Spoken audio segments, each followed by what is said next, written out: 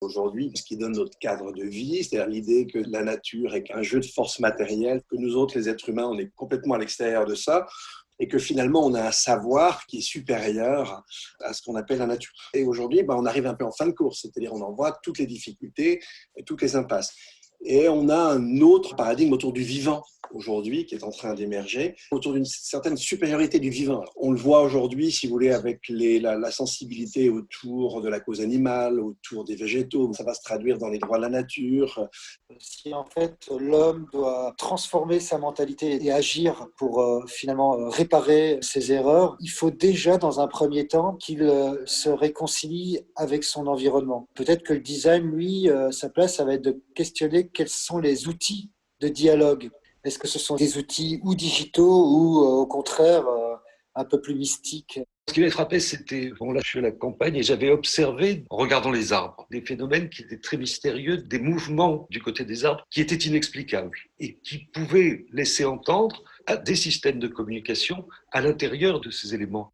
Il y a tout ce mouvement qui ramène sur la sensibilité et l'intelligence des plantes et leur capacité finalement à être des êtres sociaux qui communiquent au moins entre elles et avec d'autres organismes comme les insectes pour leur développement. C'est quand même cette idée que l'homme arrive à mieux considérer l'autre quand ils arrivent à se comprendre et quand une histoire commune se crée.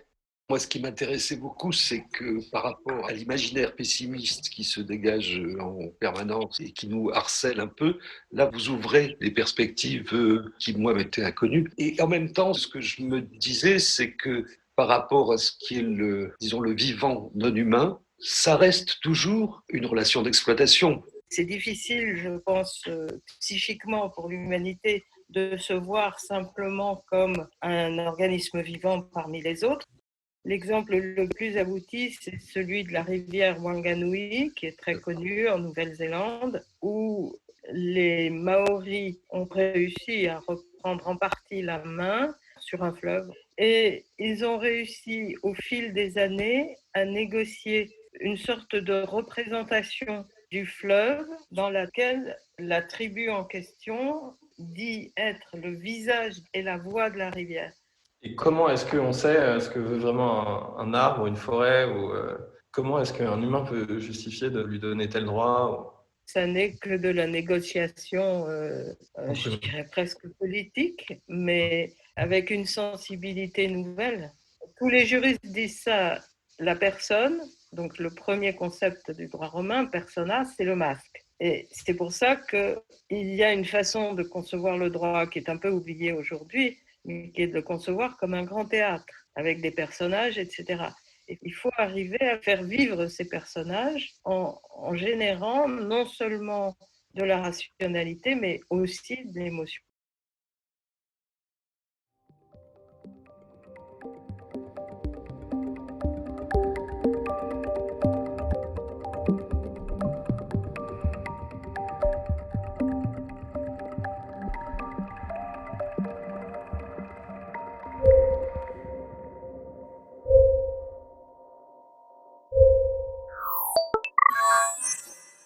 Rapport de mission interespèce. Référence de l'enregistrement 48 Tétra 2612. Je crois opportun de livrer au public quelques extraits du journal que j'ai tenu ces derniers mois au cours de mes expertises. Dépêché par une agence interspécifique, j'ai pu approcher certaines populations de grands végétaux pour développer le champ de nos droits et devoirs mutuels. Les échanges effectués avec ces arbres ont été libres et approfondis. Il est en effet loin le temps où l'état de nos connaissances limitait à quelques centaines l'inventaire de leurs capteurs sensoriels. Celui-ci s'étant démultiplié au-delà de nos espérances, la communication entre espèces est désormais fluide. Les comptes rendus qui suivent me semblent susceptibles d'en témoigner éloquemment.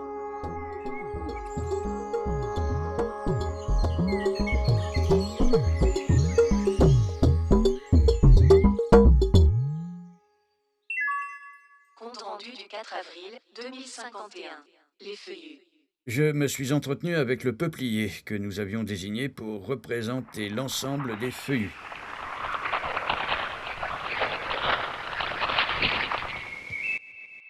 Il s'agit d'un sujet âgé, haut de 30 mètres et dont l'expérience, associée à un caractère bienveillant, permet d'envisager des pourparlers plus sereins qu'avec ses congénères.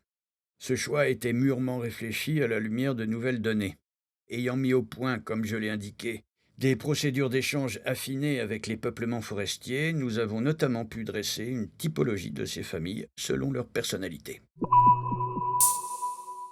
À la lumière de cette étude, nous avons orienté nos démarches vers la dynastie des peupliers plutôt que vers celle des chênes, au tempérament plus ombrageux, souvent bornés à des revendications ancestrales, rétifs à tout changement et donc au moindre compromis. D'un naturel plus accessible, les peupliers nous ont paru mieux disposés à un échange constructif. Des contacts avaient pu être envisagés avec d'autres essences telles que les châtaigniers ou les saules, mais ceux-ci exagérément fatalistes et ceux-là conservateurs à l'excès, de tels individus ne semblent guère plus ouverts au dialogue que les tilleuls, par exemple, également pressentis un moment mais jugés trop introvertis.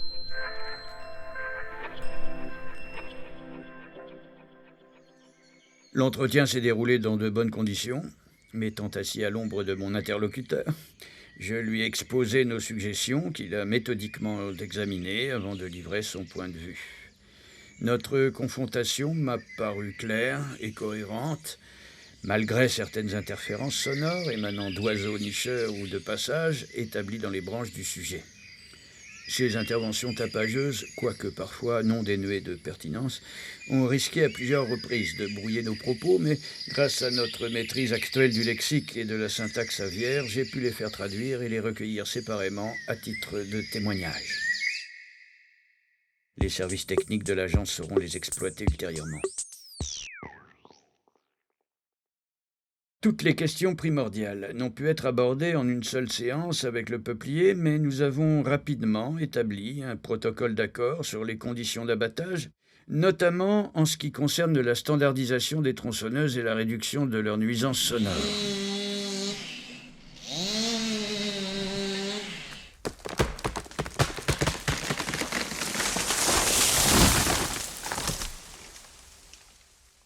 Quant aux conditions d'entretien de la faune hébergée, une fois rationnellement définies, elles paraissent en voie de normalisation.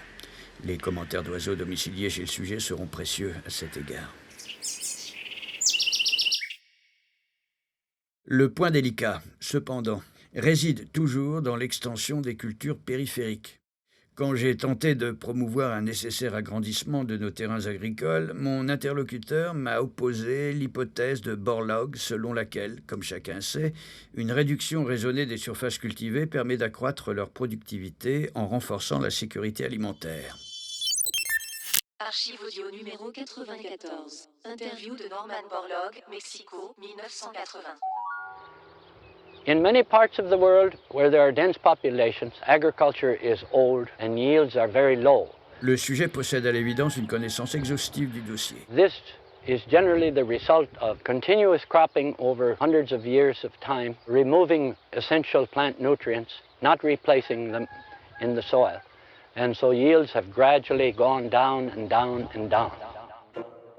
Ce problème est resté en suspens, mais il semble que, malgré certains désaccords mineurs, les pourparlers avec les feuillus soient en bonne voie.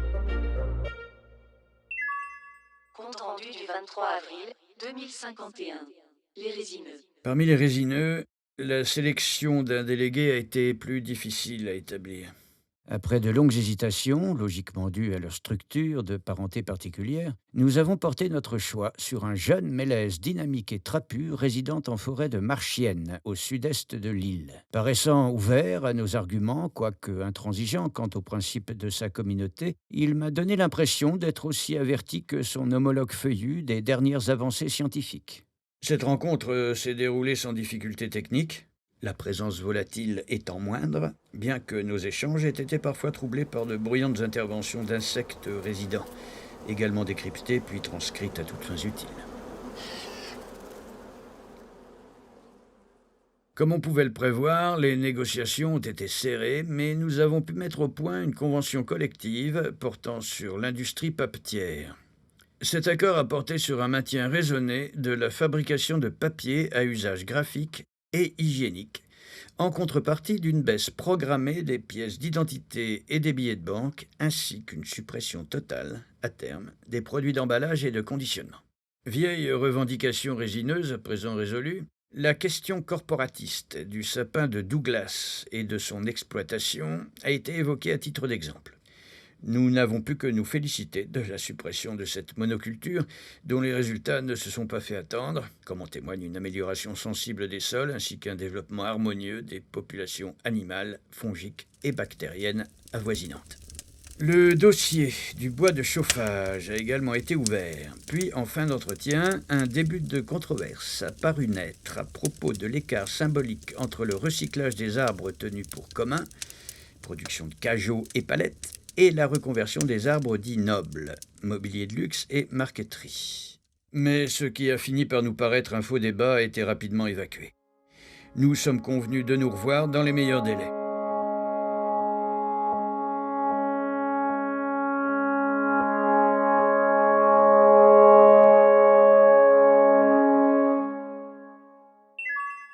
Compte rendu de la période du 8 au 15 mai 2051. Colloque de Taipocao. L'agence m'a chargé de couvrir un colloque international organisé dans la réserve naturelle de Taipocao, à Hong Kong, où se trouvaient représentées la plupart des essences dites exotiques ou rares.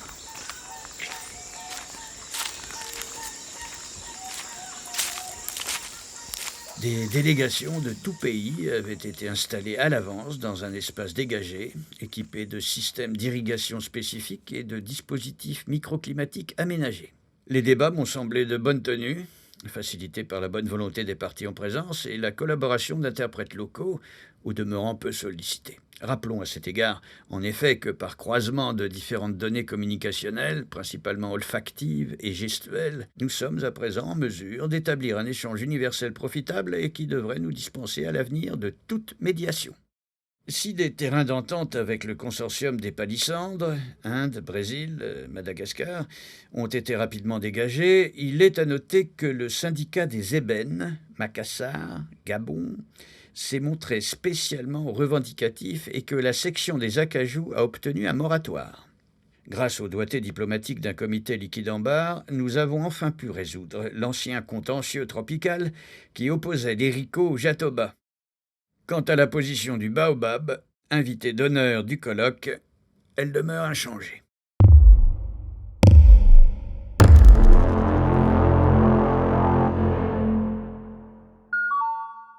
Compte rendu du 29 juin 2051.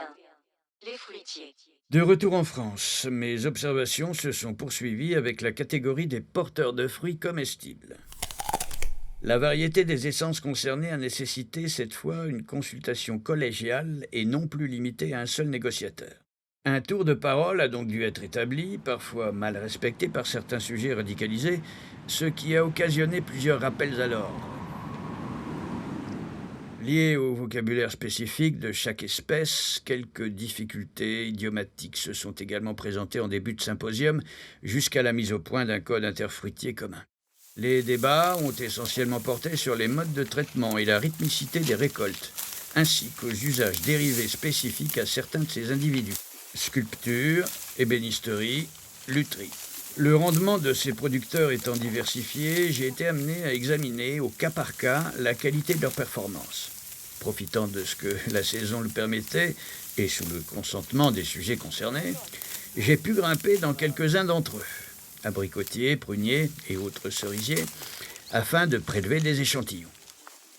Après avoir évalué les atouts gustatifs propres à chacune de ces fournitures, le bilan que j'ai pu établir m'apparaît globalement positif. Nous avons pu conclure un bon accord à la pleine et entière satisfaction des deux parties.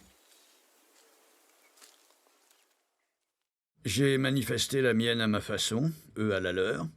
Ondulation de feuillage, bruissement de ramures et frémissement d'écorce. Et comme toujours, au cours de mes missions, j'ai envié de tels corps capables d'entendre sans oreilles, respirer sans poumons, s'alimenter sans bouche et digérer sans intestin, heureusement exemptés de cette masse d'organes encombrants et gluants que doit trimballer chaque animal à l'intérieur de soi, du premier au dernier, à commencer par moi. Fin de transmission. Données archivées.